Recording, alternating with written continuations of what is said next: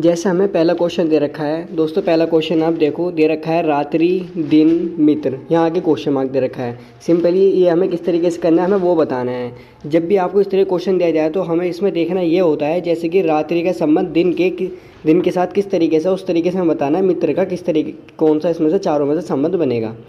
जैसे कि दोस्तों इसमें आप देख सकते हैं रात्रि का दिन दे रखा है।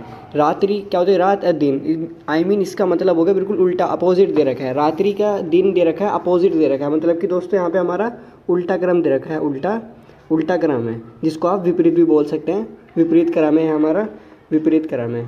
उम्मीद करते हैं दोस्तों आप ये क्लियर हो गए किस तरीके से यहाँ पे रात्रि का दिन लिख रखा है, ये उल्टा क्रम है, विपरीत क्रम। इस तरीके से दोस्तों यहाँ पे हमें मित्र दे रखा है, मित्र का हम उल्टा करेंगे। मित्र का उल्टा क्या होता है, शत्रु दुश्मन। मित्र का उल्टा क्या हो जाएगा, शत्रु दुश्मन। तो इस हिसाब से हमारा सी ऑप्शन सही हो जाएगा। उम्मीद करते हैं आपको काफ़ी इजीली आसानी से समझ में आ गया होगा। इसमें उल्टा दे रखा है, रात्रि का उल्टा दिन होता है, मित्र का उल्टा दोस्तों क्या हो जाएगा, शत्रु दुश्मन हो जाएगा। इस हिसाब से हमारा सी ऑप्शन इसका आंसर हो जाएगा। चलता है अगले क्वेश्चन की ओर, क्वेश्चन नंबर दूसरे की ओर। दूसरा क्वेश्चन दोस्तों कह रहा है, दे रखा है इसमें बाघ भैंस पशु। इसमें हमें 3 ऑप्शन दे रखे हैं। जब भी आपको इस तरह क्वेश्चन दिया जाए तो क्वेश्चन को ध्यान से पढ़ो और समझने की कोशिश करो। इसमें देखो आपस में किस प्रकार संबंध बैठ रहा है इन तीनों में। अगर हम इसमें एक चीज़ कॉमन देखें, पशु जो है, पशु के अंदर ही हमारी भैंस आती है, पशु के अंदर ही हमारा बाघ आता है, लेकिन होते दोनों अलग अलग हैं। बाघ की नस्ल अलग होती है, भैंस अलग होती है, लेकिन होते दोनों पशु ही हैं। उम्मीद करते हैं क्लियर होगा यहाँ तक आपको। तो किस तरीके से करेंगे, जैसे कि आप देखो, पहले हम पशु का एक बैन के ग्राफ के थ्रू बताना है कौन सा ग्राफ इसमें से ठीक होगा। पहले हम पशु का कैसे ग्राफ बना लेंगे, इस तरीके से पशु का ग्राफ हो गया हमारा। पशु लिख देता हूँ मैं आपको, क्लियर हो जाए जिससे कि आसानी से। पशु हो गया, इसके अंदर ही हमारा बाघ आ जाएगा, बाघ आ गया, इसके अंदर ही हमारा दोस्तों भैंस आ जाएगा।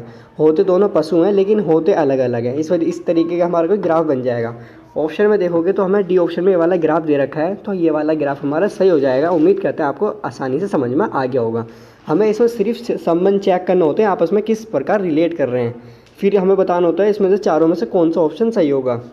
पशु के अंदर ही हमारा बाघ और भैंस आता है, भैंस और बाघ होते अलग अलग हैं लेकिन होते पशु ही हैं, इस वजह से हमारा इस तरीके का ग्राफ कोई बन जाएगा।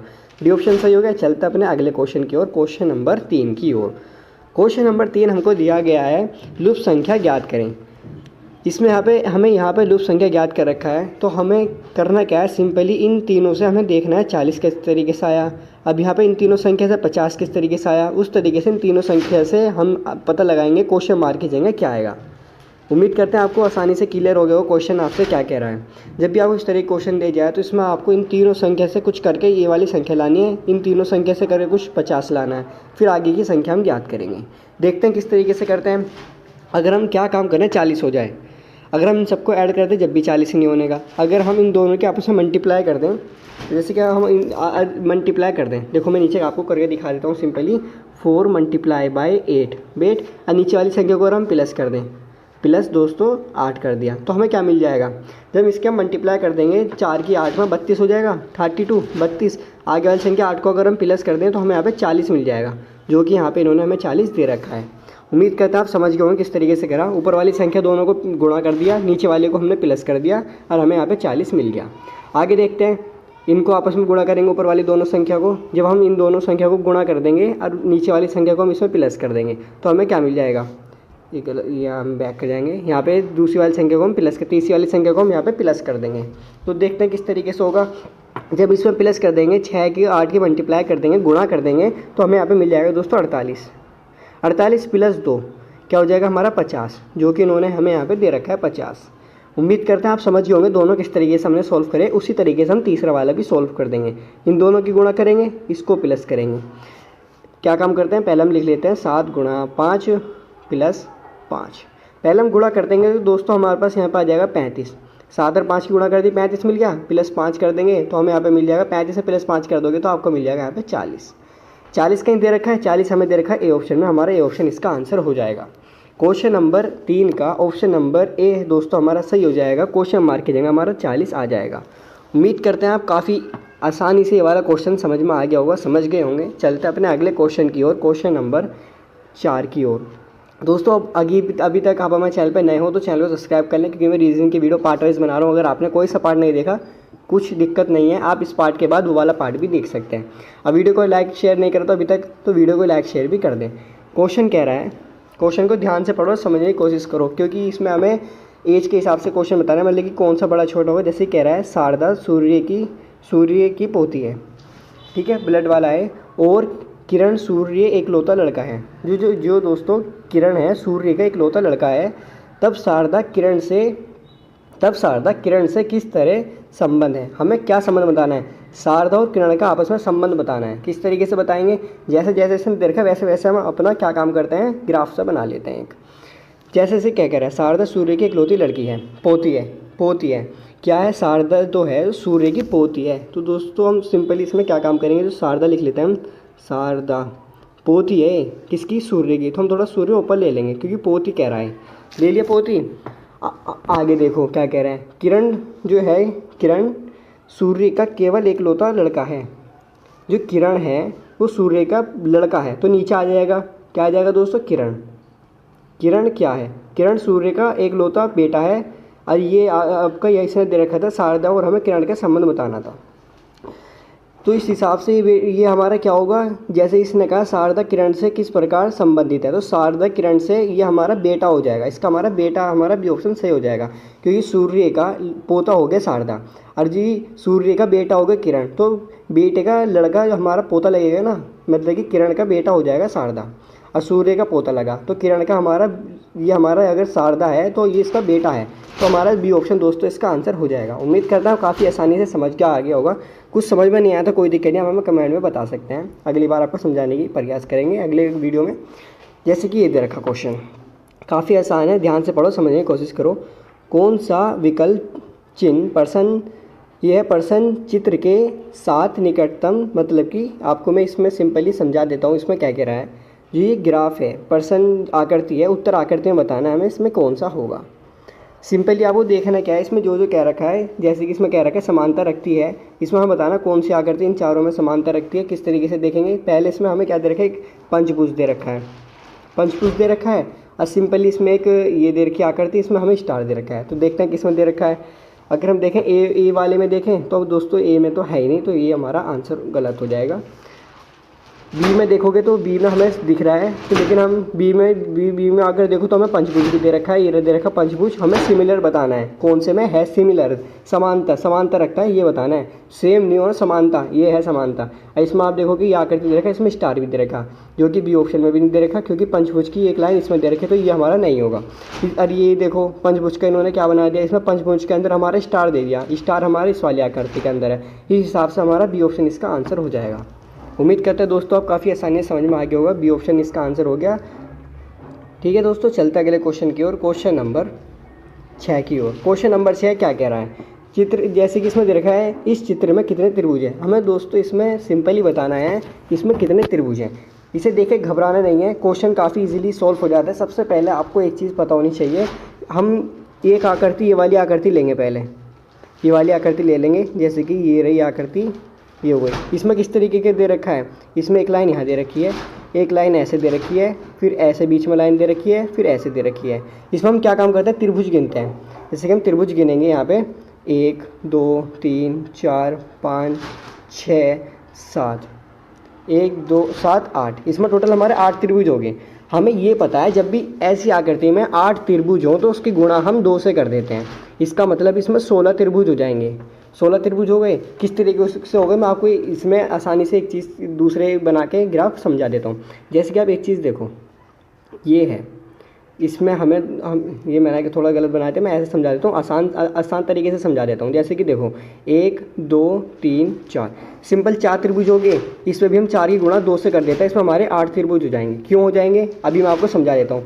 ये तो सिंपली आपने क्या देखा, 4 त्रिभुज तो आपको चमक ही रहे हैं, हमने इसकी 4 की गुणा 2 में कर दिया, 8 त्रिभुज हैं हमारे हिसाब से, इसमें 8 त्रिभुज हैं। कैसे हैं, एक बार हम 1 और 2 को प्लस कर देंगे, एक त्रिभुज ये बन गया। एक बार 2 और 3 को प्लस कर देंगे, एक त्रिभुज ये बन गया। एक बार 3 और 4 को प्लस कर देंगे, एक त्रिभुज ये बन गया। और एक बार 4 और 1 को प्लस कर देंगे, एक त्रिभुज ये बन गया। 4 त्रिभुज ये हो गए, 4 ये छोटे छोटे दे रखे थे, तो 4 दूनी 8 हो गए। इस वजह से हम 4 की गुणा 2 में कर देते हैं, उस वजह से हमें यहाँ पे 8 मिल जाता है। उम्मीद करता हूँ काफ़ी आसानी से समझ गए होंगे। तो इस हिसाब से हम इसमें दोस्तों 8 की गुणा कर देंगे 2 में, तो हमारे इसमें 16 हो जाएंगे। ये मैंने आपने छोटी आकृति में मैंने आपको समझा दिया है। ये तो हमारी बीच वाली आकृति है जो मैंने यहाँ पे साइड में बनाई थी, बस थोड़ी मैंने चौड़ी कर दी थी जिससे कि आसानी से त्रिभुज बना पाऊँ मैं इसमें। ये तो हमारी बीच वाली आकृति कंप्लीट हो गई। फिर और आगे देखते हैं कितने त्रिभुज हैं। एक ये रहा त्रिभुज, ये रहा, ये हमारा 17, ये एक त्रिभुज यहाँ, एक यहाँ, एक यहाँ, एक यहाँ, एक यहाँ, ये हो गए हमारे त्रिभुज। ऐसे हमारे यहाँ पे त्रिभुज दे रखे हैं इधर के साइड में, इनको गिन लेते हैं हम। 1 2 3 4 5 6 7 8 9 10, 10 त्रिभुज ये हैं।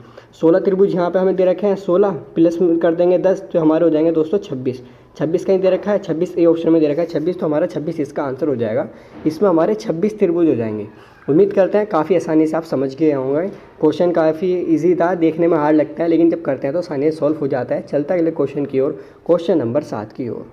क्वेश्चन नंबर 7 दे रखा है हमको यहाँ पे, ध्यान से पढ़ो, समझने की कोशिश करो। कथन निरकश वाला क्वेश्चन है, कथन निरकश वाला क्वेश्चन है, इसको पढ़ो और समझने की कोशिश करो आपसे क्या कह रहा है। सिंपली अगर हम देखें क्या कह रहा है, सभी स्लेट सूरज हैं, सभी जो स्लेट हैं सूरज हैं।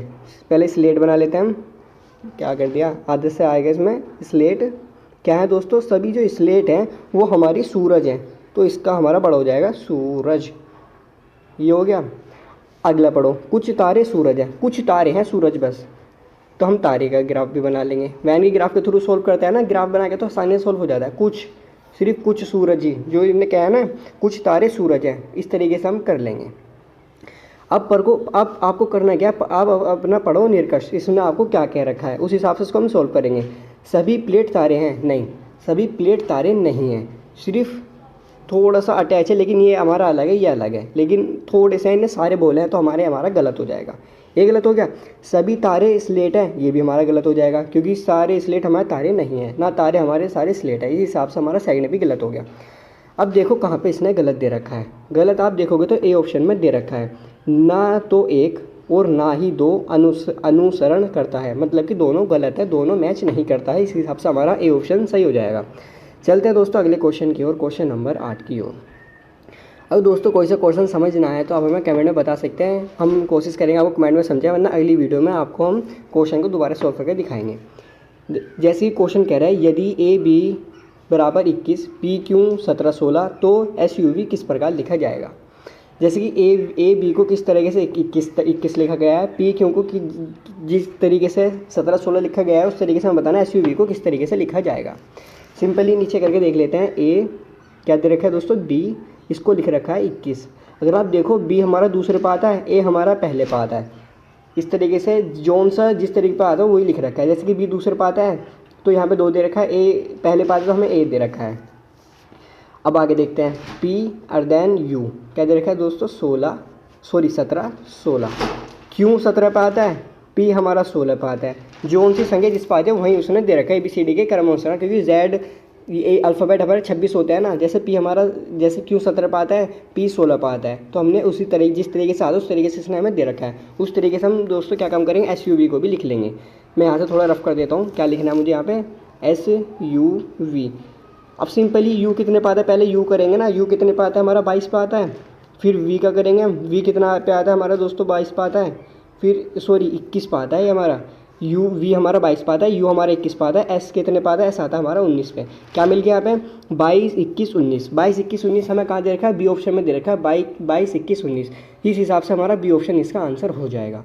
यहाँ SUV के यहाँ क्वेश्चन मार्क की जगह हमारे यहाँ पे आ जाएगा 22 21 19। उम्मीद करते हैं दोस्तों काफ़ी आसानी से आप ये क्वेश्चन समझ गए होंगे। चलते हैं अगले क्वेश्चन की ओर, क्वेश्चन नंबर 9 की ओर। क्वेश्चन नंबर 9 क्या दे रखा है, ध्यान से पढ़ो और समझने की कोशिश करो। किसी कक्षा की वार्षिक परीक्षा में जो छात्र उत्तीर्ण हुए उनमें से सजीव का ऊपर से 34वां तथा नीचे से 12वां स्थान है।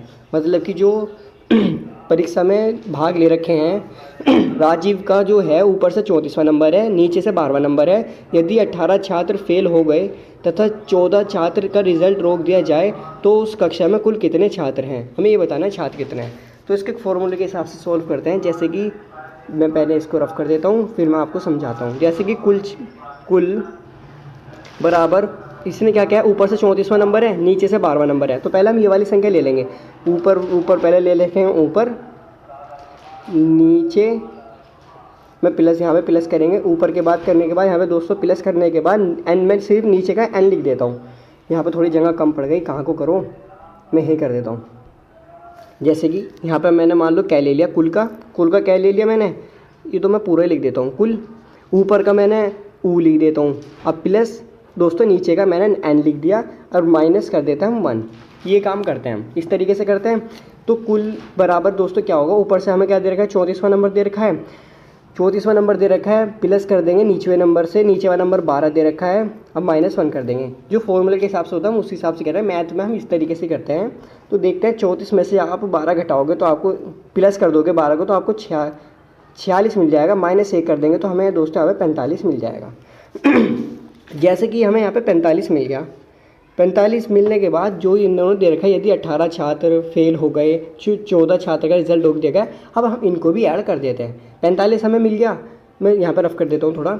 45 में हम क्या काम करेंगे, इन दोनों को भी हम ऐड कर देंगे। अब 45 है, प्लस कर देंगे 18, प्लस कर देंगे 14। अब इन सबको हम ऐड कर देंगे, ऐड करेंगे तो हमें मिल जाएगा यहाँ पे दोस्तों 77 ऑप्शन में देखोगे ये ऑप्शन है, हमें 77 दे रखा है, 77 हमारा आंसर हो जाएगा। उम्मीद करते हैं दोस्तों काफ़ी आसानी से क्वेश्चन आगे होगा समझ में, लेकिन थोड़ा हार्ड है। जब क्वेश्चन में परीक्षा में हार्ड पूछे जाते हैं तो क्वेश्चन भी थोड़े हार्ड ही होते हैं, जब सोल्व करते हैं तो आसानी से सोल्व हो जाते हैं। चलते हैं अगले क्वेश्चन की ओर, क्वेश्चन नंबर 10 की ओर। दोस्तों 10वां क्वेश्चन क्या कह रहा है, इसको ध्यान से पढ़ो, समझने की कोशिश करो। यदि प्लस का अर्थ गुणा, माइनस का अर्थ भाग, गुणा का अर्थ प्लस और भाग का अर्थ माइनस, तो ये समीकरण दे रखी है, ये इसका मान हमें बताना है क्या होगा। जैसे कि यहाँ पर भाग दे रखा है, क्वेश्चन में भाग को हमें दोस्तों क्या दे रखा है, भाग को हमें दे रखा है, यहाँ देखो भाग को दे रखा है इसने भाग का अर्थ गुणा दे रखा है, गुणा। तो हमें इस हिसाब से इसके ये चेंज करने हैं, प्लस माइनस ये सारे चेंज करने हैं क्वेश्चन के हिसाब से।